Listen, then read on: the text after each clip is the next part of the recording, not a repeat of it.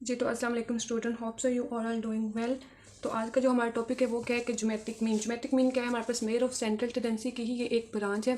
जैसे हमने last lecture में अर्थमेटिक मीन की डेफिनेशन और उसकी जो हमने एक एग्जांपल के थ्रू उसको डिस्कस किया था, इस तरह ज्योमेट्रिक मीन को भी हम करेंगे। ये भी एक एवरेज ही है, एवरेज से फाइंड आउट करने का फॉर्मूला। जैसे ज्योमेट्रिक मीन में हमारे पास ग्रुप डाटा के बाद हम फाइंड आउट कर सकते हैं और अनग्रुप डाटा के लिए भी।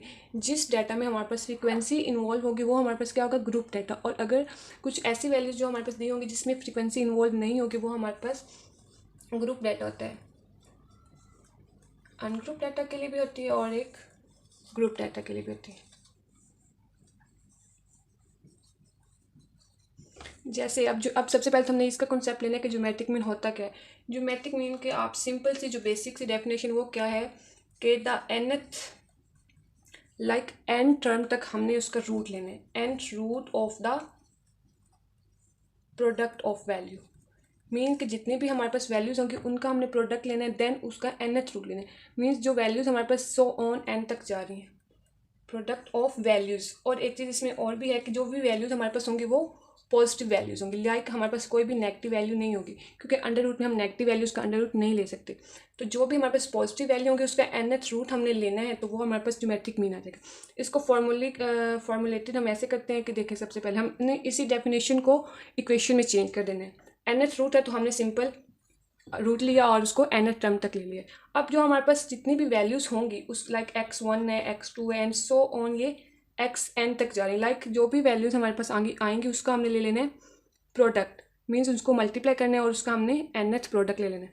मीन्स अगर हमारे पास 4 वैल्यूज हैं तो हमने n की जगह पर क्या लिख लेना है, 4। और जो भी वैल्यूज होंगी उसका हमने प्रोडक्ट ले लेना है। ये अब जो फॉर्मूला है ये हम सिंपल अगर हमारे पास कोई भी वैल्यूज दे देते हैं वो कहते हैं कि जस्ट इसका ज्योमेट्रिक मीन फाइंड आउट करें, तो हमने जस्ट ये वाला फॉर्मूला यूज़ करना है और इसमें वैल्यूज को पुट करना है और हमने ज्योमेट्रिक मीन फाइंड आउट कर देना है। लेकिन अगर हमारे पास ऐसा डाटा है जिसमें हमारे पास फ्रीक्वेंसी उन्होंने अगर दी हुई है, तो देन हमने ग्रुप डाटा का फॉर्मूला जो है वो यूज़ करना है। वो एलॉग का फॉर्मूला होता है, उसको भी मैं आपको आगे जाके हम एक एग्जाम्पल के थ्रू भी करेंगे और उसका फॉर्मूला भी मैं आपको यहाँ पर करवा दूंगी। अनग्रुप डाटा के लिए भी फार्मूला एक और है। ये वाला जो फार्मूला ये एक सिंपल फॉर्म में हम लेते हैं कि अगर हमारे पास जस्ट वैल्यूज गिवन दे दें, मतलब x1 x2 या x3 जो भी हमारे पास वैल्यूज वो देते हैं, 4 5 6 जितने भी देते हैं, और कहते हैं उसका ज्योमेट्रिक मीन फाइंड आउट करें, तो सिंपल हमने इस फार्मूले में फिर पुट करना है। तो अब हम आते हैं कि अनग्रुप डाटा का फार्मूला और जो ग्रुप डाटा का फार्मूला जो है लॉग वाला, वो हमने कैसे लिखना है। अब देखें यहाँ पर लिख लेते हैं फॉर अनग्रुप डाटा के लिए, फॉर अनग्रुप डाटा। और एक फार्मूला जो हमारे पास होगा वो होगा हमारे पास ग्रुप डाटा के लिए, ग्रुप डाटा के लिए। इसका सिंपल फार्मूला हमारे पास क्या है अनग्रुप डाटा के लिए, एंटी लॉग हमने लेना है, anti log of 1/n। Mean जितनी भी वैल्यूज हैं उसको हमने 1 पे डिवाइड करना है, समीशन लॉग ऑफ x। जितनी वैल्यूज होंगी उसका हमने लॉग लेना है, उसका सम करना है और 1/n पे डिवाइड कर देना है। उसका जो भी आंसर आएगा उसका हमने एंटी लॉग लेना है।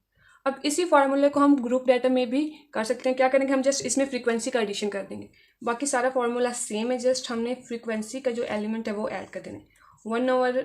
अब यहाँ पर n था क्योंकि वो अनग्रुप डाटा था, अब ग्रुप डाटा है तो यहाँ पर हम n की जगह पर लेंगे समीशन f, लाइक फ्रीक्वेंसी का सम लेंगे। और इधर भी जो हमारे पास समीशन, इसके साथ भी हमने n f को राइट करना है और इधर सम हमारे पास वैसे ही log ऑफ x आ जाएगा। अब जस्ट ग्रुप डाटा और अनग्रुप डाटा में सिर्फ एक ही चीज़ का फ़र्क है, यहाँ पर हमने फ्रीक्वेंसी यूज़ की है और वहाँ पर हमने n यूज़ किया और यहाँ पर फ्रीक्वेंसी हमने यूज़ नहीं की अनग्रुप डाटा के लिए। अगर ग्रुप डाटा है तो सिंपल हमने यहाँ पर फ्रीक्वेंसी का एलिमेंट लेना है। अब अनग्रुप डाटा से भी हम एक एग्जाम्पल करेंगे और ग्रुप डाटा से भी एक एग्जाम्पल करेंगे। अब सबसे पहले हम देखते हैं कि एग्जाम्पल यहाँ पर हमारे पास जो बुक में एग्जाम्पल दी हुई है वो आप देखिए, ये हमारे पास एग्जाम्पल है कि find the geometric mean of, ये जो हमारे पास 9 वैल्यूज दी हुई इनका simple geometric mean find out करें। अब देखें ये वाला वो एग्जाम्पल है जिसमें हम सिंपल ये वाला फॉर्मूला भी यूज़ कर सकते हैं कि जस्ट जो प्रोडक्ट वैल्यूज है उसका हमने प्रोडक्ट लेना है और उसका nth रूट ले लेना है, और उसको हम ये अनग्रुप डाटा का इस फॉर्मूले के थ्रू भी हम इसको फाइंड आउट कर सकते हैं। अब देखें अब हम इसको करते हैं। अब यहाँ पर हम अपनी एग्जाम्पल को लिख लेते हैं। अब देखिए अब अनग्रुप डाटा के लिए हमने यूज़ करना है, तो ये वाला फॉर्मूला हमने लिख लिया अनग्रुप डाटा के लिए।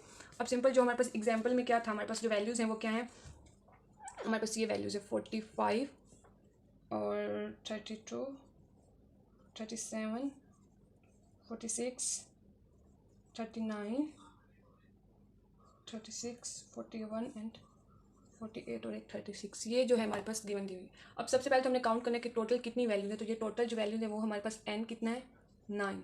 सिंपल हमने क्या करना है, इस फॉर्मूला में इसको पुटअप कर देना है।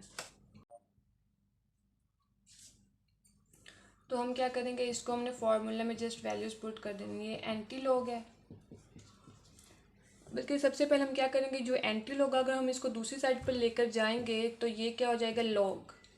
जब इसको हम इधर वाली साइड पर लेकर जाएंगे तो हम इसको लॉग के फॉर्म में तो लिखेंगे। तो हम ये क्या करेंगे, इसको इस फॉर्म में लिख देंगे कि log G like geometric mean is equal to.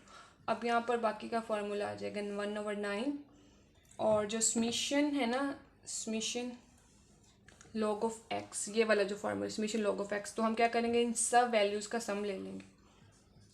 log of 45 plus log 32 plus log 37 plus log 46 plus log 39 plus log 36 plus log 41 plus log 48 and log of 36। तो इस तरह से सब वैल्यूज़ का जो है वो हमने लॉग ले लिया है। तो अब क्या करेंगे, अब हम ये कैलकुलेटर पे log 45 फाइंड आउट करेंगे और जो वैल्यूज़ आएगी वो हम यहाँ पर राइट कर देंगे, फिर इसका लॉग लेंगे, फिर इसका। तो सबका लॉग लेने के बाद जो वैल्यूज़ आएंगी वो हम यहाँ पर लिख लेंगे। जब log 45 लिया तो आंसर हमारे पास क्या आएगा, 1.6532 प्लस log 32 का आंसर क्या आएगा, 1.505 प्लस log 37 1.56820। log 46 का आंसर आ जाएगा हमारे पास 1.66276 प्लस log 39